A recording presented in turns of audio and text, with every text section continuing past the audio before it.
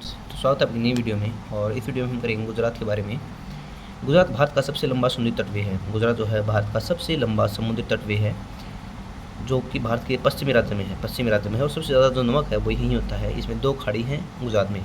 सबसे लंबा समुद्री तटवे है, पश्चिमी राज्य है, सबसे ज़्यादा नमक होता है। जैसे ये है, इसका ऊपरला भाग जो है वो पाकिस्तान को दे दिया गया है। कच्छ का ऊपर वाला भाग पाकिस्तान को दे दिया गया है। कच्छ दलदली क्षेत्र है, कच्छ की खाड़ी है ये।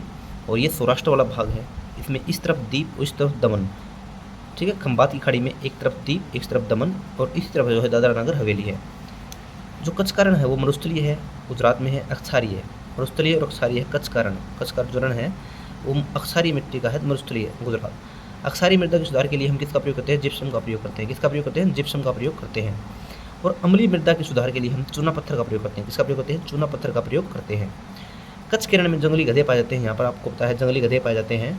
क्रिक जो है, क्रिक समुद्र का जल जब छोटी पतली आकृति में प्रवेश करता है उसे क्रिक कहते हैं। क्रिक क्या होता है? समुद्र का जो जब जल होता है वो छोटी यदि पतली आकृति में प्रवेश करता है, समुद्र का जब छोटी पतली आकृति में प्रवेश करता है उसे क्रिक कहते हैं। गल्फ बड़ा भाग होता है, बे बहुत बड़ा भाग होता है, ठीक है।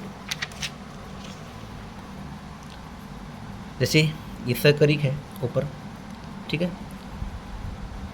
कांडला बंदरगाह, ये जामनगर द्वारका जो अब डूब गया है।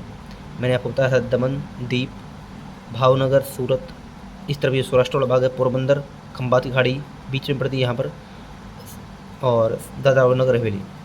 कांडला बंदरगाह, कांडला मैंने बताया आपको, कांडला बंदरगाह जो है अब नाम जो है इसका दीनदयाल उपाध्याय बंदरगाह कर दिया गया है। कांडला बंदरगाह का नाम जो है वो क्या कर दिया है? दीनदयाल उपाध्याय बंदरगाह कर दिया गया है। भारत का जो सबसे बेस्ट बंदरगाह है वो यही है, और यह कच्छ की खाड़ी में है, कच्छ की खाड़ी में है। दोबारा देखो, कांडला बंदरगाह, यह इसका नाम जो क्या कर दिया गया है? दीनदयाल उपाध्याय बंदरगाह कर दिया गया है। भारत का सबसे वेस्ट बंदरगाह है और कच्छ की खाड़ी में यह पड़ता है। 1025 में जब 16वां आक्रमण हुआ था, सोमनाथ के मंदिर को लूटा गया था, तो महमूद गजनी लूटा था। किसने? सोमनाथ में 1025 में 16वां आक्रमण हुआ था, जिसमें सोना लूट के ले गया था महमूद गजनवी। केंद्र शासित प्रदेश दमन व द्वीप को अलग करने वाली खाड़ी है खंबात खाड़ी। मैंने बताया था कि ये जो इसके बीच में खाड़ी है वो दमन व द्वीप को अलग करती है, वो खंबात की खाड़ी है। दमन व द्वीप दादरा और नगर हवेली अब यूटी में है, ठीक है। अब यूटी भी है ये दादरा और नगर हवेली, दमन व द्वीप ये यूटी है। भावनगर मैंने बताया बड़े बड़े जहाज़ों को तोड़ने वाला जो पोत बंधन की जगह है वो भावनगर है। नमक अनुसंधान केंद्र भी भावनगर में है। बड़े बड़े जहाज़ों को तोड़ने, पोत बंधन करने की जगह जो है क्या है? भावनगर है। और नमक अनुसंधान केंद्र भी भावनगर में है। सूरत व भावनगर के बीच में है खंबात की खाड़ी। आप ये देखोगे खंबात की खाड़ी बोल रहा है इसमें, सूरत और ये खंबात की खाड़ी जो है सूरत और भावनगर, ये ऊपर वाला भावनगर हो गया, इस तरफ ये सूरत हो गया, तो ये बीच में क्या है? खंबात की खाड़ी है, ठीक है। रोल ऑन और रोल ऑफ बोला जाता है। जैसे कच्छ का रण हो गया, पाटन हो गया, गांधीनगर व अहमदाबाद हो गया, खेड़ा, लोथल, इस तरफ गोदारा, भरूच, बड़ोदरा, राजकोट, जूनागढ़, ठीक है। हीरा कटिंग के लिए सूरत प्रसिद्ध है। हीरा कटिंग के लिए क्या है? सूरत प्रसिद्ध है। सूरत में ताप्ती नदी के किनारे, ठीक है। इस तरह गिर पर्वत भी गुजरात में, गिर पर्वत भी गुजरात में है। भरूच, भरूच ये इंपॉर्टेंट है। सरदार वल्लभ भाई पटेल प्रतिमा, दुनिया की सबसे ऊंची प्रतिमा जो थी वो सरदार वल्लभ भाई पटेल, मरूच नर्मदा नदी के किनारे है, सरदार सरोवर बांध पर। एक ये है गुजरात के जो सौराष्ट्र के बीचों बीच स्थित है जूनागढ़। ये इंपॉर्टेंट क्वेश्चन है, ये आपकी हिस्ट्री में आता है।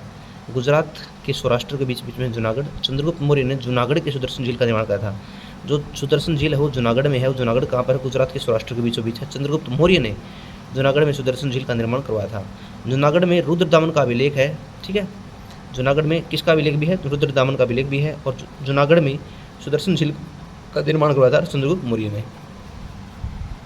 जो भारत का मैनचेस्टर है वो अहमदाबाद सूती वस्त्र के लिए कहा जाता है। भारत का मैनचेस्टर अहमदाबाद को सूती वस्त्रों के लिए इसको बोला जाता है। महात्मा गांधी खेड़ा सत्याग्रह किया था, यहाँ पर ही किया था। बड़ोदरा के शासक को क्या कहा जाता था? गायकवाड़ कहा जाता था। मराठों की टुकड़ी थी।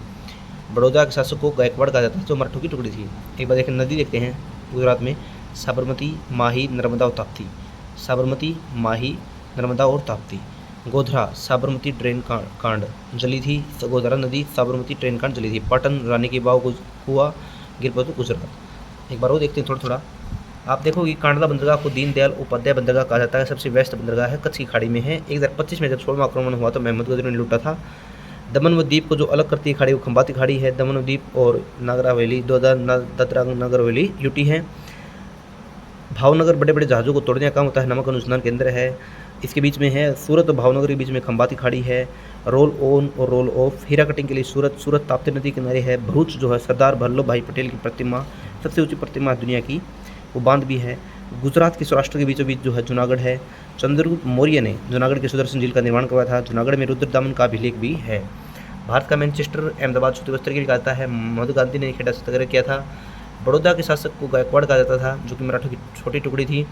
गोधरा में क्या है, साबरमती ट्रेन कांड हुई थी जो जल गई थी। पाटन में क्या है, रानी की बाव है, कुआं है। गिर पर्वत गुजरात में है। साबरमती नदी ऊपर से है, माही उससे नीचे, फिर नर्मदा, फिर ताप्ती, ये नदी आती हैं। गुजरात इस तरह है। Thank you very much. जुड़ने के लिए लाइक शेयर और सब्सक्राइब करना मत भूलिए, ठीक है।